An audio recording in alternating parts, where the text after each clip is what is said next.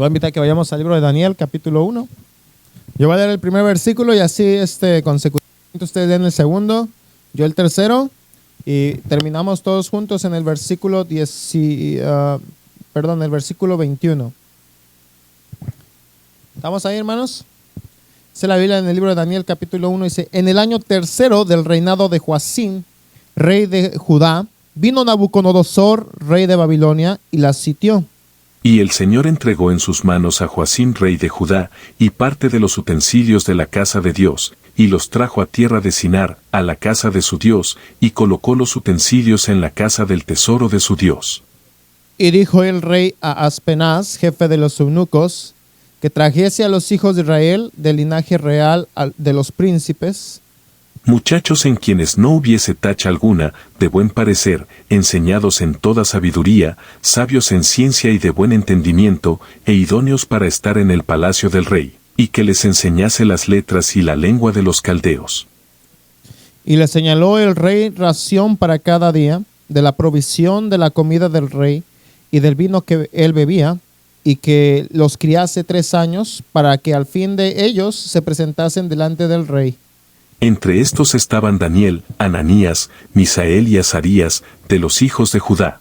A estos, el jefe de los eunucos puso a Daniel Belsasar, a Ananías Sadrach, y a Misael Mesac, y a Azarías Abed-Negó. Y Daniel propuso en su corazón no contaminarse con la porción de la comida del rey, ni con el vino que él bebía. Pidió, por tanto, al jefe de los eunucos que no se le obligase a contaminarse. Y puso Dios a Daniel en gracia y en buena voluntad con el jefe de los eunucos. Y dijo el jefe de los eunucos a Daniel: temo a mi señor el rey, que señaló vuestra comida y vuestra bebida, pues luego que él vea vuestros rostros más pálidos que los de los muchachos que son semejantes a vosotros, condenaréis para con el rey mi cabeza. Entonces dijo Daniel a Belsasar, que estaba puesto por jefe de los eunucos sobre Daniel, Ananías, Misael y Azarías: Te ruego que hagas la prueba con tus siervos por 10 días, y nos den legumbres a comer, y agua a beber. compara luego nuestros rostros con los rostros de los muchachos que comen de la ración de la comida del rey, y haz después con tus siervos según veas. Consintió, pues, con ellos en esto, y probó con ellos 10 días. Y al cabo de los 10 días pareció el rostro de ellos mejor y más robusto que el de los otros muchachos que comían de la porción de la comida del rey. Así, pues, Melzar se llevaba la porción de la comida de ellos y el vino que habían de beber, y les daba legumbres. A estos 4 muchachos Dios les dio conocimiento e inteligencia en todas las letras y ciencias. Y Daniel les tuvo entendimiento en toda visión y sueños. Pasados, pues, los días al fin de los cuales había dicho el rey que los trajesen, el jefe de los eunucos los trajo delante de Nabucodonosor. Y el rey habló con ellos, y no fueron entre todos ellos otros como Daniel, Ananías, Misael y Azarías. Así pues estuvieron delante del rey. ¿20 ustedes, hermanos? En todo asunto de sabiduría e inteligencia que el rey les consultó, los halló 10 veces mejores que todos los magos y astrólogos que había en todo su reino. Todos juntos. Y continuó Daniel hasta el año 1 del rey Ciro. Vamos a orar, hermanos. Vamos a orar para pedir la bendición de Dios. Oremos. Señor, gracias. Te agradecemos, Dios mío, porque nos has permitido en esta mañana, Señor, a tener un nuevo día. Agradecemos, Padre, tu bendición, y pido, Dios mío, que tú obres en nuestros corazones. Preséntate en nuestras vidas, porque realmente necesitamos de ti. No podemos hacer nada más si al menos que tú puedas estar con nosotros. Dios mío, obra en el corazón de tus hijos, habla a través de tu palabra, y que nos permita, Señor, vivir una vida en santidad contigo. En Jesús oramos, lo pedimos. Amén y amén. Gracias. Pueden tomar asiento, hermanos. En este pasaje vamos a ver aquí Daniel capítulo 1, vamos a ver unos cuantos versículos. Dice la Biblia, por ejemplo, el pasaje en el versículo 1, dice: en el año tercero del reinado de Joacim, rey de Judá, vino Nabucodonosor, rey de Babilonia, a Jerusalén, y la sitió. Para esto quiero que entendamos que voy a tratar de explicarlo ahora sí poquito a poquito para que podamos comprender lo que está pasando aquí. Daniel es un príncipe de Judá. Él se podría decir que es de linaje real, este joven, porque la Biblia menciona que era un joven cuando él fue llevado en cautiverio. Ahora, ¿qué es el cautiverio? El cautiverio, hagan de cuenta que Jerusalén, Israel, todo el pueblo de Dios se había rebelado contra Dios. No habían obedecido a Dios, habían tomado dioses ajenos, habían hecho cosas que a Dios no le gustan, habían pecado contra Dios durante varias generaciones. Rey tras rey que se levanta, son reyes perversos. Algunos buscan a Dios en algunos momentos de su vida, algunos son buenos reyes, pero en su gran mayoría son reyes que están en contra de Dios, fuera de la voluntad de Dios, no están buscando a Dios en sus vidas. Entonces, eso es lo que está pasando con el pueblo de Israel. Y Dios les dice que iban a hacer, si ellos dejaban el pacto, si ellos desobedecían a Dios, la Biblia menciona que Dios les dice que ellos iban a ser esparcidos entre las naciones. Y esto es lo que está pasando aquí. Daniel, el siervo de Dios, ahora aún no era un siervo de Dios, ¿verdad? Apenas era un muchacho, cuando él fue tomado en cautiverio. Nabucodonosor era el rey de Babilonia. Ahora, tenemos que entender algo aquí bien importante. Babilonia era la nación suprema en ese entonces, podríamos decir como el día de hoy, aquí en Estados Unidos, en todo el área de América, y yo creo que en gran parte del mundo, es una de las naciones principales a nivel mundial, ¿sale? Entonces, en ese tiempo, la nación más grande, creciente, ahora sí en tecnología, en aquellos tiempos había su tecnología, ¿verdad? En riquezas, en poder, en ejército, era Babilonia. Esa era la nación más grande, más prominente en aquellos tiempos. Ahora, Babilonia se acerca hacia Jerusalén, hacia Israel, para sitiarla. La palabra sitiar significaba que acampaban el ejército alrededor de una ciudad y la acorralaban hasta que la ciudad se rendía, o la ciudad luchaba, y si luchaba la ciudad, pues atacaba el ejército, pero regularmente lo que hacían era estar el ejército alrededor para que al estar encerrados fueran acabándose ¿qué? Los víveres, fueran acabándose los alimentos, el agua, todo lo que ellos necesitaban para sobrevivir fuera terminándose hasta que se rindieran por falta de alimento, por falta de provisiones, o su ejército debilitara tanto que no le fuera posible pelear la guerra y así de esa misma forma ganar. Entonces Jerusalén había sido sitiada, y en este sitio es donde toman a este joven Daniel. Daniel es llevado de su hogar, de la tierra de sus padres. Imagínense, él era un príncipe de Judá. Significa que era un joven que tenía, o iba a ser un joven prominente en su tierra. Iba a ser un joven ilustre en su tierra. Y él es llevado a Babilonia. Y ahora, cuando él es llevado a Babilonia, sigamos ahí en la lectura. Dice lo siguiente, dice, fíjense lo que está pasando, dice el rey, versículo 1 dice, en el año tercero del reinado de Joacim, rey de Judá, vino Nabucodonosor, rey de Babilonia, a Jerusalén y la sitió, que es lo que estábamos viendo. Dice, y el rey entregó en sus manos a Joacim, rey de Judá, y parte de los utensilios de la casa de Dios, y los trajo a la tierra de Sinar, a la casa de su Dios, y colocó utensilios de la casa del tesoro de su, y colocó los utensilios en la casa del tesoro de su Dios. Fíjense esto, Jerusalén cae, es llevado todos los utensilios del templo. Esto, hermanos, representa cómo la adoración al Dios verdadero había sido profanada.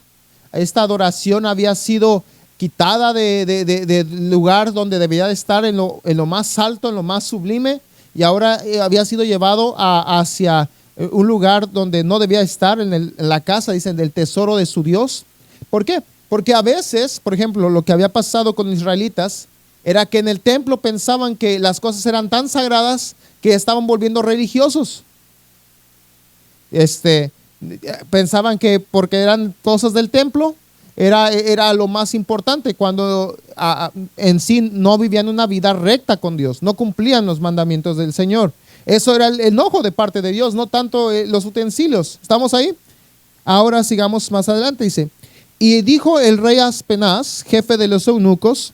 Un eunuco era un sirviente que había sido amputado de sus genitales. Tengo que decir las cosas como son. ¿Para qué? Para que sirviera al rey. Normalmente servían en el área cuidando a las concubinas de los reyes. Eso es lo que pasaba en aquellos entonces. Dice, y le habla a los jefes de los eunucos, y dice que trajese de los hijos de Israel, del linaje real, de los príncipes. Entonces, aquí quiero que notemos esto. Dios, Nabucodonosor, es un símbolo como del mismo diablo. Babilonia es un símbolo del gobierno demoníaco que hay en este mundo. Ahora, hermanos, lo que está pasando es lo siguiente: Nabucodonosor no pide que le traigan lo mejor del mismo mundo. ¿Estamos ahí? Él no pide que le traigan lo mejor del mundo. Él pide que traigan lo mejor de ¿quiénes? De los príncipes de Israel. Eso significa que al diablo le gusta lo bueno. Y sabe que lo bueno está dentro de ¿dónde? De los hijos de Dios. El diablo tiene bien sabido eso. Por eso el diablo no anda buscando allá al mismo mundo. El diablo busca a los hijos de Dios, y de entre los hijos de Dios busca también no solamente a los hijos de Dios que están ahí fríos calentando la banca, sino busca a los hijos de Dios, a los buenos hijos de Dios, para hacerlos caer. Hermanos, esto es lo que está pasando en ese momento. Él está diciendo que él manda llamar a lo mejor de Israel, a jóvenes príncipes, dice versículo 4, muchachos, dice, en que no hubiese tacha alguna, de buen parecer, enseñados en toda sabiduría, sabios en ciencia y entendimiento, e idóneos para estar en el palacio del rey. Parece que están describiendo al hermano Héctor y al hermano Efraín, ¿verdad? Me deben una coca, me deben una coca ustedes dos, porque les echarle flores, ¿verdad? Entonces, es que si no los promociono, ¿cómo van a salir estos hombres, verdad? Entonces, ya a ver si alguien se anima ahí por correo, por correspondencia, a mandarlos a pedir a estos dos. Bueno, entonces, estos muchachos, dice la Biblia, que eran sabios, eran idóneos, llenos de conocimiento. Significa que era de lo mejor de Israel. No eran un cualquier. No era simplemente alguien más. Entonces, Nabucodonosor sabía lo que estaba pidiendo. Nabucodonosor sabía qué es lo que él quería. Él no quería un adepto para su ejército. No quería carne para el cañón. Él quería a alguien sabio que estuviese idóneo para estar, ¿qué dice? En el palacio del rey. Alguien que estuviera en el palacio del rey, pero fíjense a quién quería que le sirviera. Al mismo Nabucodonosor. Entonces, hermanos, esto es bien importante porque quiero que vamos a estar viendo estos pasajes. Dice la Biblia lo siguiente, sigamos ahí en la lectura, dice, idóneos para estar en el palacio del rey, y que se les enseñase las letras y la lengua de los caldeos. Y les señaló el rey ración para cada día de la provisión de la comida del rey y del vino que él bebía, y que los criase 3 años para que al fin de ellos se presentasen delante del rey. Fíjense lo que pasa aquí, dice la Biblia que se quería Nabucodonosor que se les enseñase las letras y la lengua de los caldeos. Hermanos, no sé ustedes, pero algo que es bien importante culturalmente para cada persona, cada gente, es su lengua. ¿Estamos ahí, hermanos? No sé, el día de ayer estábamos ganando almas con hermano Héctor y estaba salió una señora, tocamos y salió una señora, estaba testificando y me estaba diciendo que sí, y para venir a la iglesia que sí, y es más, hoy quedó que iba a venir a la iglesia y no vino, ¿verdad, hermano Héctor? Pero pues se está haciendo la lucha, hermano, se está ganando almas. Pero a mí lo que me impresionó fue que le preguntó a hermano Héctor porque ella es de Guatemala, y le preguntó cuál es su lengua, y le dijo el quechua, quiché, gracias, el quiché, y agarra y hermano Héctor le empezó a hablar en quiché, y la señora luego que le empezó a hablar en quiché, empezó a hablar quiché. ¿Por qué? Hay algo que se llama lengua materna, que es la lengua donde con que uno crece. Y es más, uno siente que cuando habla su propia lengua se puede desarrollar, se puede desenvolver más claramente. No sé si les ha pasado. Aquí me pasa. Ahí con mi inglés todo mocho y chafa, ¿verdad? Chafa mi inglés. Pero cuando hay alguien que habla español, siento que me puedo desahogar ahí todas las palabras que traía ahí guardadas, ¿verdad? Hermanos, quiero que veamos esto. A Daniel se le quería enseñar otra lengua, siendo un muchacho de 15 años. Porque ¿qué es lo que estaba pasando ahí? Nabucodonosor quería que perdieran su identidad, que perdiera su raíz hebrea, su raíz del pueblo de Dios, y que él dijera un día: voy a olvidar el pueblo de donde vengo, voy a olvidar el Dios de mis padres. Y tanto es así que fíjense lo que pasa más adelante. Fíjense lo que está pasando ahí, versículo 6, dice, 5, y le señaló el rey ración para cada día de la provisión de la comida del rey y del vino que él bebía, y que los criase 3 años para que al fin de ellos se presentasen, ¿qué dice?, delante del rey. Entre estos estaban Daniel, Ananías, Misael y Azarías, de los hijos de Judá. Ahora, quiero que veas, aquí la Biblia tiene algo, no voy a decir oculto, porque no me gusta decir eso, porque pareciera como que la Biblia fuera algo místico, pero la Biblia no es mística, la Biblia es práctica, ¿verdad, hermanos? Pero hay algo que la Biblia nos está diciendo en el hebreo, eso sí nos está diciendo. Los nombres de estos jóvenes son bien importantes. Te voy a explicar el significado de cada nombre de cada uno de estos jóvenes. Daniel, el significado de su nombre es: Dios es mi juez. A mí me gusta estudiar a veces los significados de los nombres, porque, un ejemplo, yo me acuerdo que mis padres, yo me llamo Ismael, y a mí mi nombre no me gusta, literalmente, hermano, no me gusta. No, ¿cómo te llamas? Ismael. Pero pues no es algo así como que diga uno: ay, qué buen nombre. Se escucha imponente como Baltasar, ¿verdad? Se escucha imponente como Eliseo, ¿verdad? No, Ismael, ¿no? Sin embargo, fíjense esto. A mí, por lo que me gusta mi nombre es por su significado. Porque significa Dios oye. Y yo he comprobado que Dios oye cuando oro. Y digo, yo creo que por eso mi madre y Dios puso que me llamara Ismael, porque Dios me ha escuchado en mis oraciones. Y eso es algo que a mí me da como que valor para continuar y permanecer orando. Eso es algo que pasa conmigo, ¿verdad? Y ahora, pero en la Biblia, cada nombre en la Biblia tiene una razón, ¿verdad?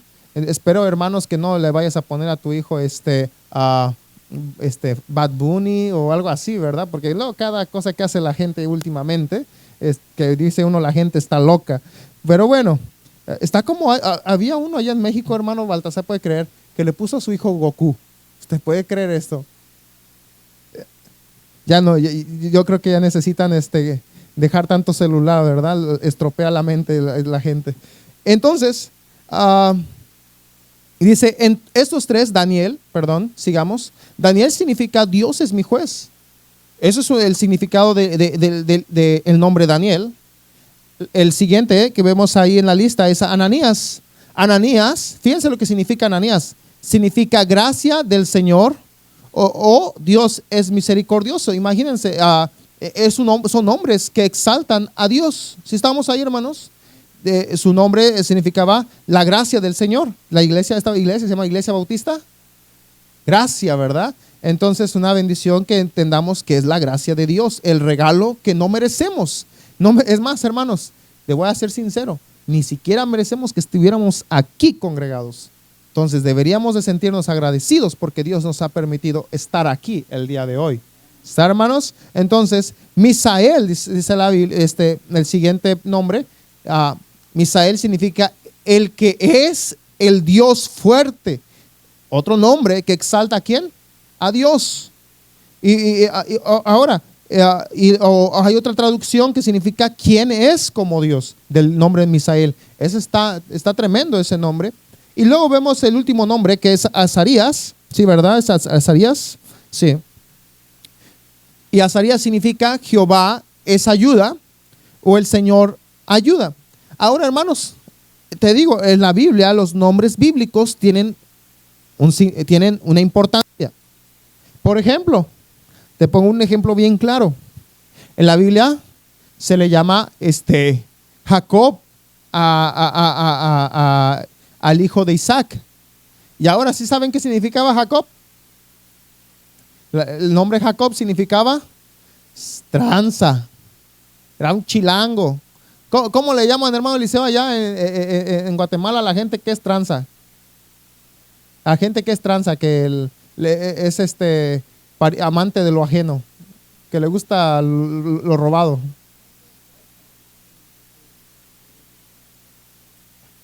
Pues algo así, hermanos. ¿Campollo? Tramposo, ok. Un chancho, ¿verdad? ¿Sí le dijo así? Chanchuy, ok. Un chanchuy, imagínense, un tranza, ¿verdad? Eso es lo que significaba que Jacob. Entonces, Jacob, hermanos, era un tramposo. Imagínense, ¿cuántos de ustedes les gustaría dar? ¿Cómo te llama tu hijo? Se llama el tramposo, le dicen el chanchuy. ¿Te gustaría, hermanos, que así le pusieras a tu hijo? Yo creo que no, ¿verdad? Pero es lo que pasa en la Biblia. Posteriormente, cuando arregla sus cuentas con Dios, le ponen Israel. El nombre Israel significa el que lucha con Dios. Ahora ya no le estaba haciendo tranzas, ya no quería hacerle tranzas a Dios. Ya ahora ya luchaba y sabía que estaba luchando con él. ¿A quién? Dios. Entonces, hermanos, en los nombres en la Biblia tienen suma importancia. El nombre de Ismael, te vuelvo a repetir, ¿por qué se le da a ese joven, a ese niño, Ismael?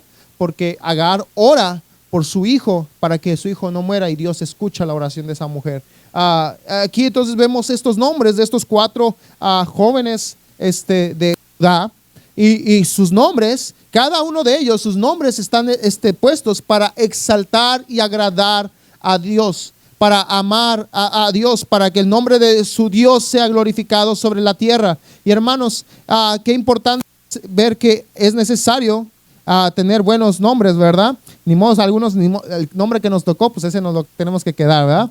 Y versículo 7, pero fíjense lo que está pasando en la narración de la Biblia. A estos, el jefe de los eunucos, versículo 7, puso nombres, puso a Daniel, que dice, Belsasar, a Ananías, Sadrach, a Azarías, perdón, me perdí, Ananías, Sadrach, a Misael, Mesac y Azarías, ¿qué dice? Abednego. Ahora, quiero que veas esto. Cada uno de ellos, su nombre fue cambiado. ¿Por qué? No fueron nombres cambiados al azar, no fue de, pues tú eres Efren, te voy a decir Paquito. No fue así al azar. No fue nada más por quererles poner un apodo. Esto, hermanos, era una revelación contra la identidad de esos jóvenes de Judá. Eso era una forma de decir, tu Dios en esta tierra no vale. Fíjense lo que significa el nombre de Belsasar, que es el nombre que le pusieron a Daniel. De Daniel, que era Dios es mi juez, ahora significaba su nombre, Belsasar, significado honra a Bel, que era un dios de Babilonia, un ídolo babilónico. A Ananías estaba relacionado, Sadrach, el nombre Sadrach está relacionado con adorar al dios de la luna, adorar al dios babilónico de la luna. Mesac,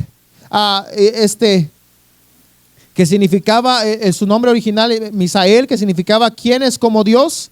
Ahora su nombre nada más por cambiarle unas cuantas letras, de Misael a Mesac, significaba quién es como Aku. Aku era un dios babilonio, un dios pagano. Abed-nego, que fue el nombre que se le puso a Azarías, ahora era, en vez de ser su nombre original, que era Jehová es mi ayuda, ahora quería decir que era siervo de Nabu. Nabu era un dios babilonio.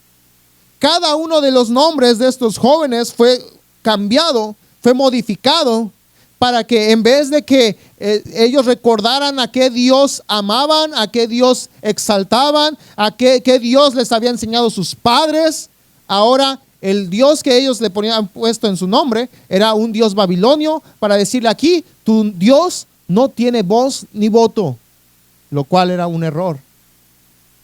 ¿Estamos ahí, hermanos? Eso era lo que ellos querían mostrar al momento de cambiar esto. Y hermanos, te enseño esto porque quiero que aprendamos el día de hoy de estos jóvenes, y eran jóvenes, que no debemos de dejar que este mundo cambie nuestra identidad.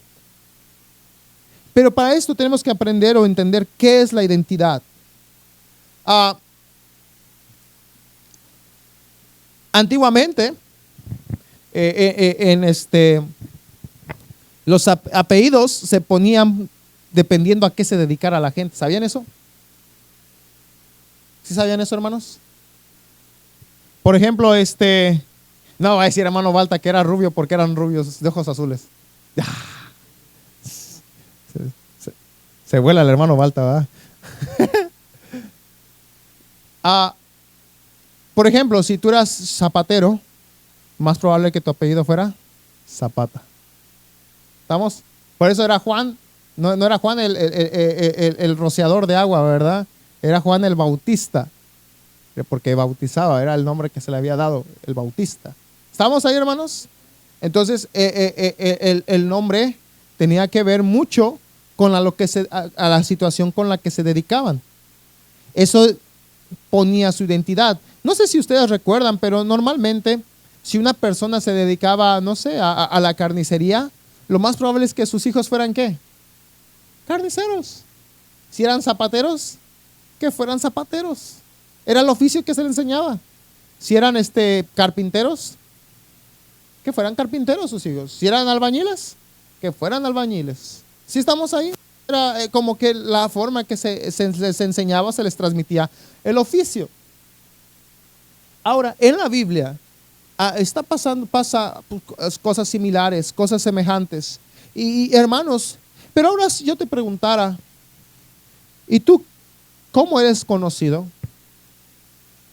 Si tú me dijeras, yo te preguntara, ¿tú quién eres? ¿Qué sería lo primero que me dirías? Soy el hermano, el pollero, que se dedica ahí en los pollos, en la empresa de pollos. Soy el pintor.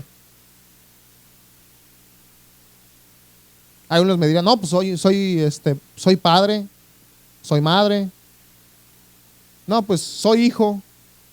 Pues yo te preguntara, ¿tú quién eres? La pregunta es, entre lo que tú eres, ¿dónde queda Cristo? ¿Dónde queda tu Señor? Porque eso define nuestra identidad. Y espero, hermanos, que nuestra identidad esté primeramente con Cristo. Porque, hermanos, fíjense lo que pasa cuando nosotros somos salvos, cuando nosotros hemos recibido a Cristo en nuestro corazón. Vamos todos al libro de Juan capítulo 1. Ahorita te voy a explicar por qué esto es bien importante. Estamos ahí, Juan capítulo 1. Fíjense lo que dice versículo 9 y en adelante. Dice, aquella luz verdadera que alumbra a todo hombre venía a este mundo. En el mundo estaba, y el mundo por él fue hecho. Pero el mundo, dice, no lo conoció.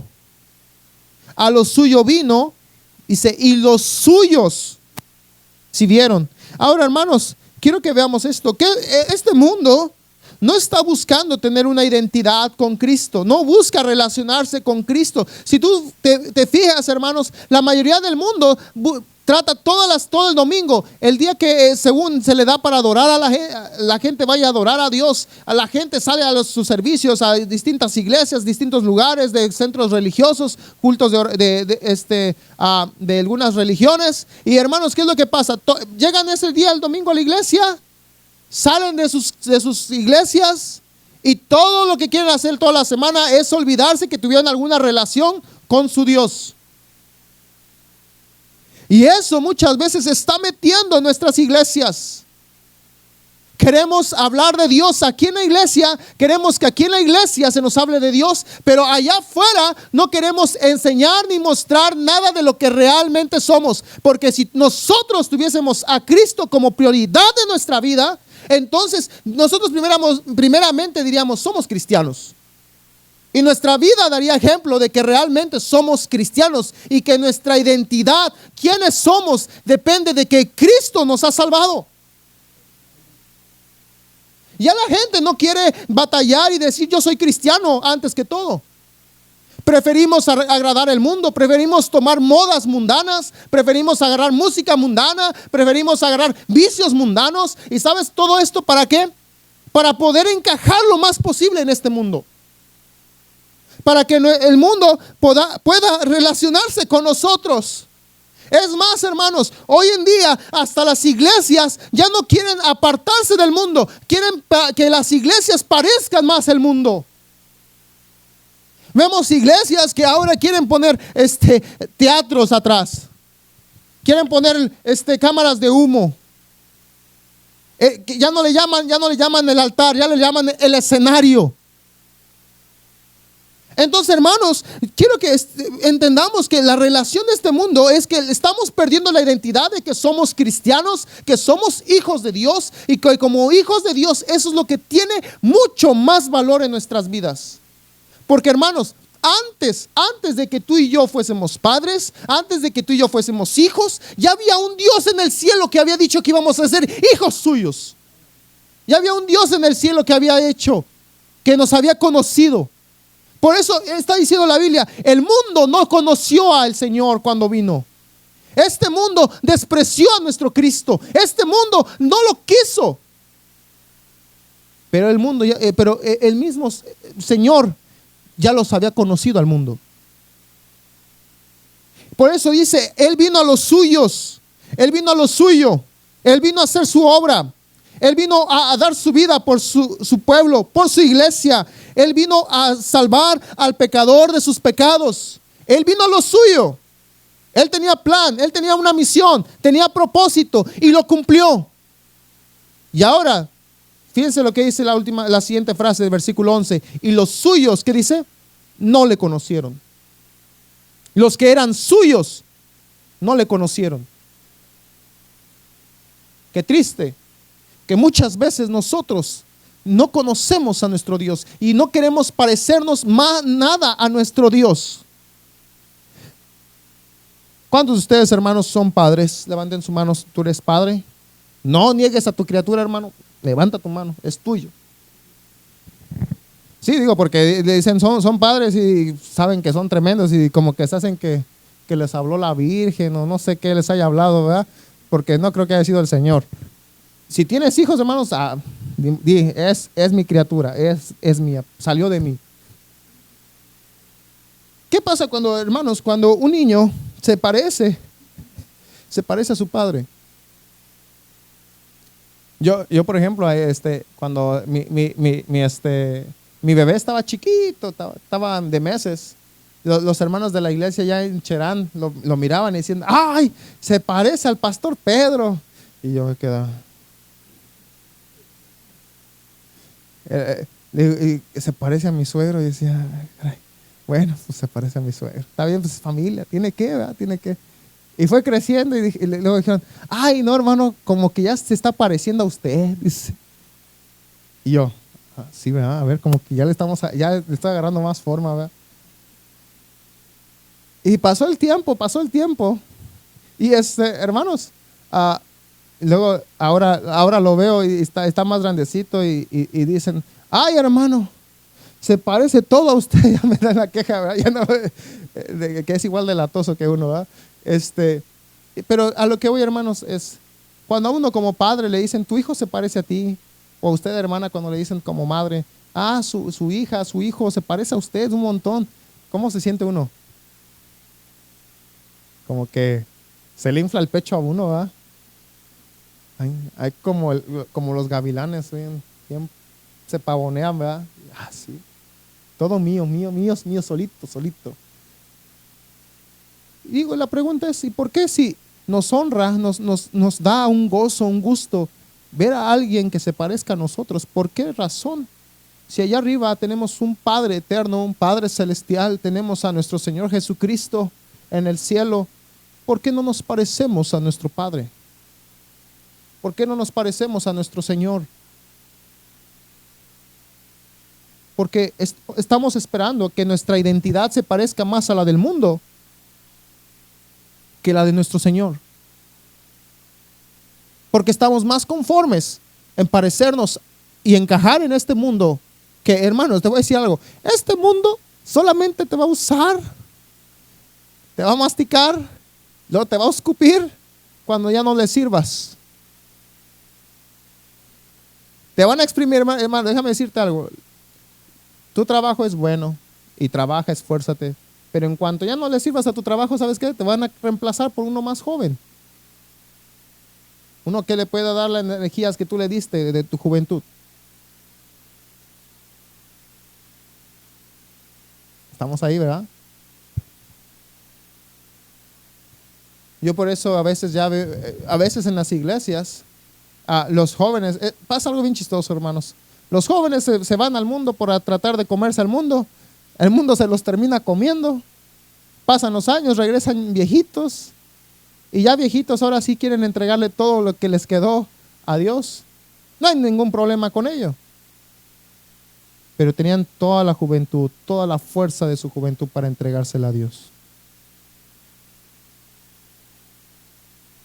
Buscaron allá afuera su identidad con el mundo, parecerse a los amigos, parecerse al ambiente, parecerse a ¿cómo es que se llama? A los raperos, parecerse a los de los corridos, para que al final, ¿saben qué?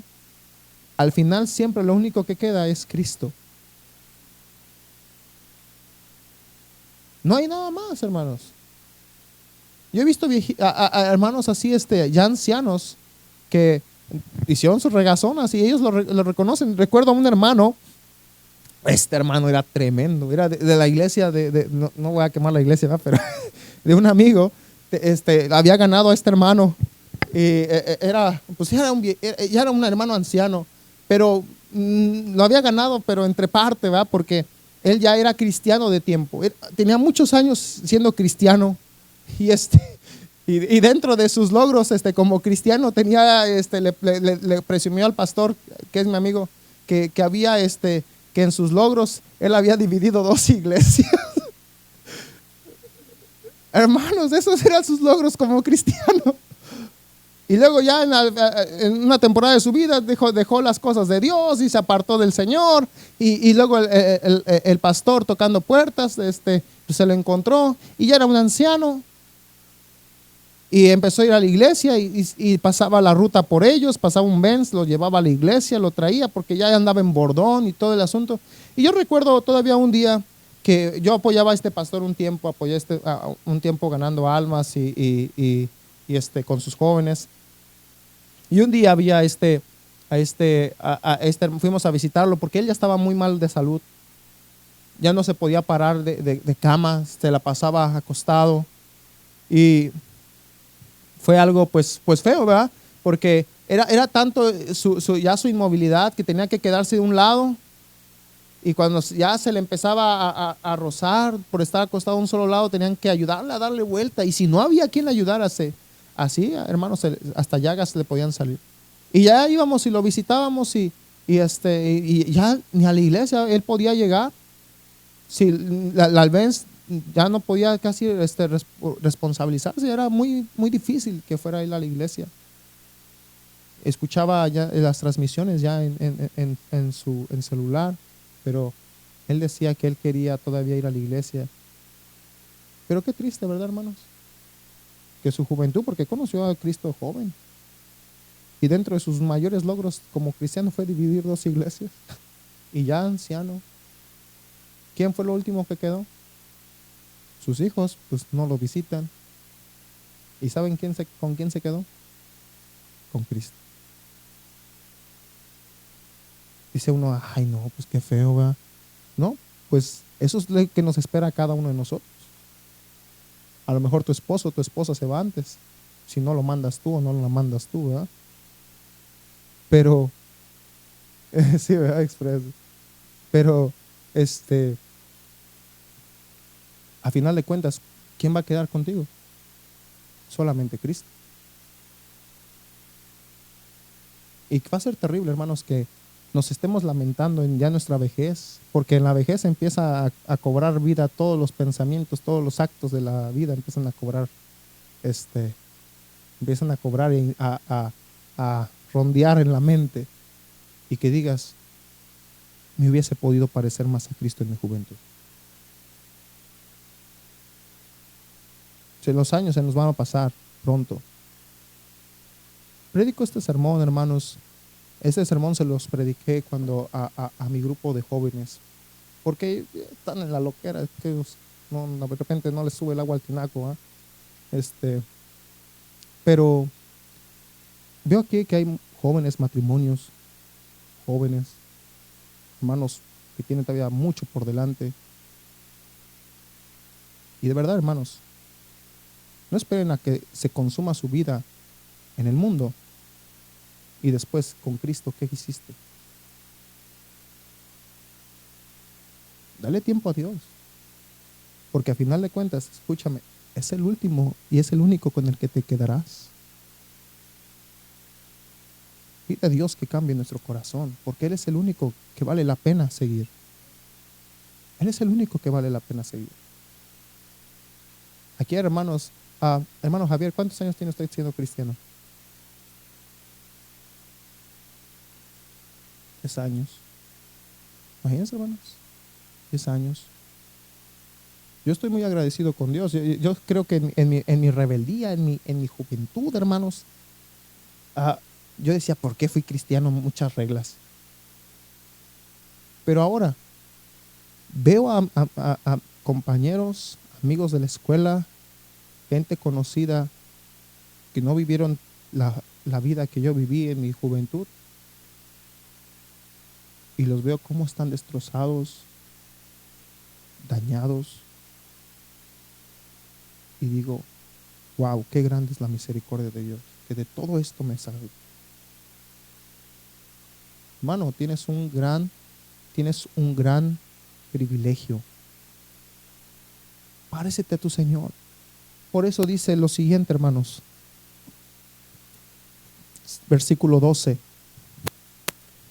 Mas a todos los que le recibieron, dice, a los que creen en su nombre, les dio potestad de ser hechos hijos de Dios.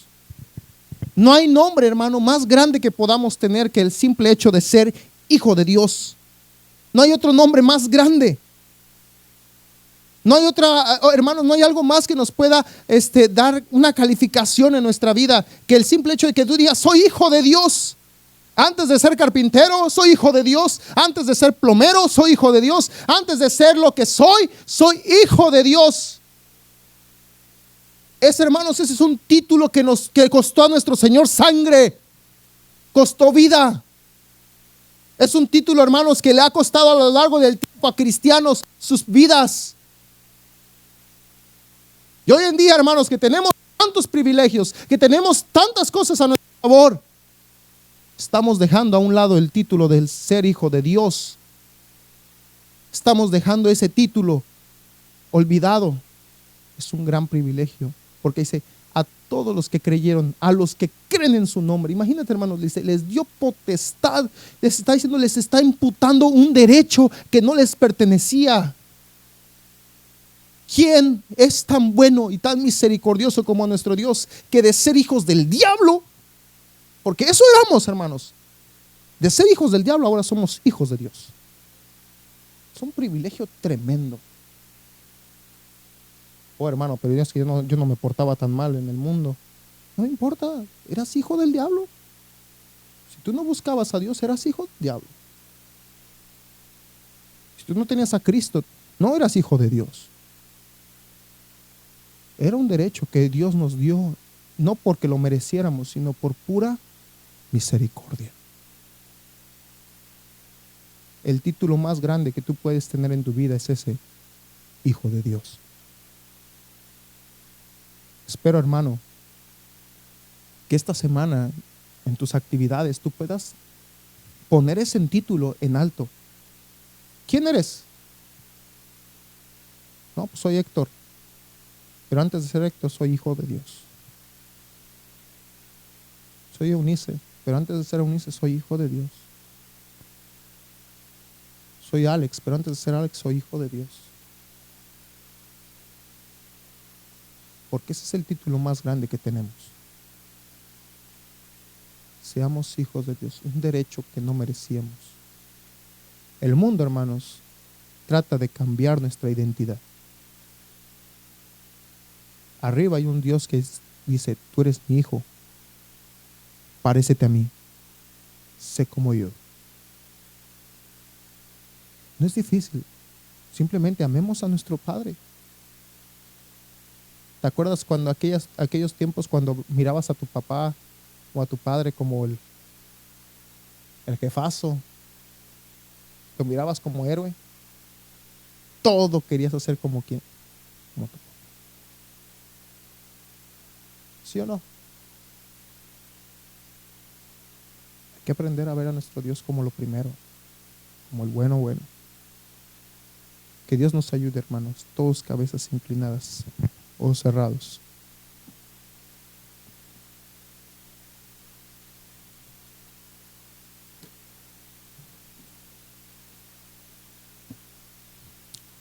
Mientras la invitación toca, hermanos, el día de hoy quisiera hacerte una invitación.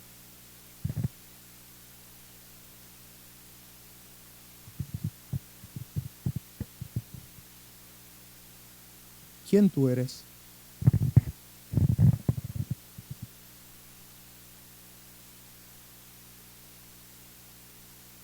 ¿Realmente eres hijo de Dios?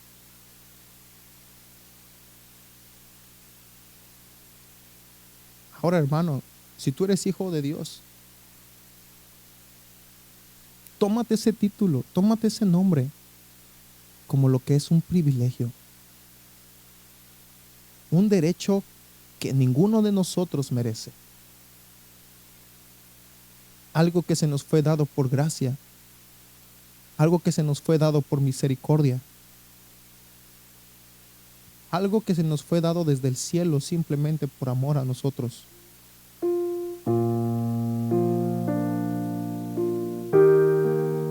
Pidamos a Dios que nos ayude el día de hoy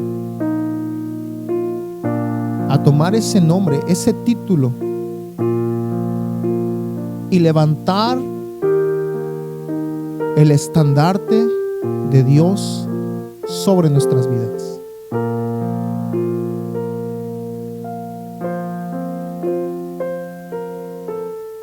Antes de ser quien eres, el Señor ya sabía que íbamos a ser hijos de Dios. Él ya nos había conocido. Desde las entrañas de nuestros padres, Él ya sabía quiénes éramos. Él nos había llamado por nombre.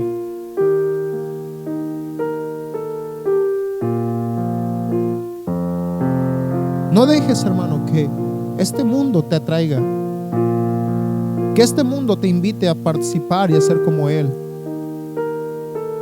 No lo dejes. No dejes que este mundo te haga como Él.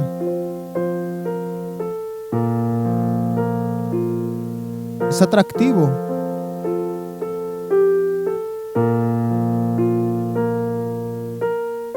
Pero después de que te usa,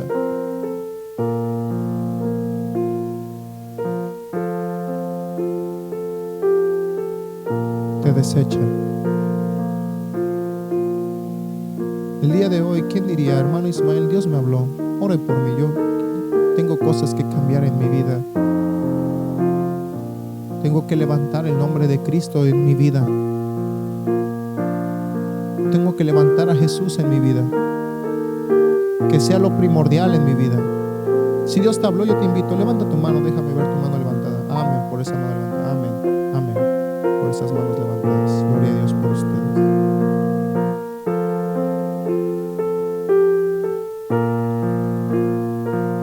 Oremos. Señor y Dios, Padre, gracias te damos en esta tarde. Agradecemos, Dios mío, porque eres bueno, porque eres fiel, porque eres misericordioso. Pido, Dios, que tú obres en el corazón de cada hermano. Ayúdanos a salir de la identidad con este mundo y dejar de parecernos, Señor, a este mundo y buscar parecernos a ti, Señor. Transforma nuestras vidas. Transforma nuestras vidas, Dios.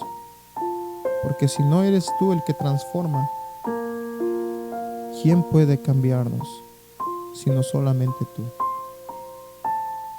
Obra en mis hermanos, en cada matrimonio joven aquí, cada hermano, cada hermana.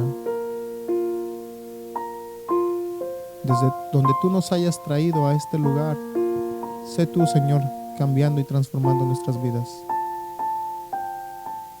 En Cristo Jesús oramos. Amén. Amén.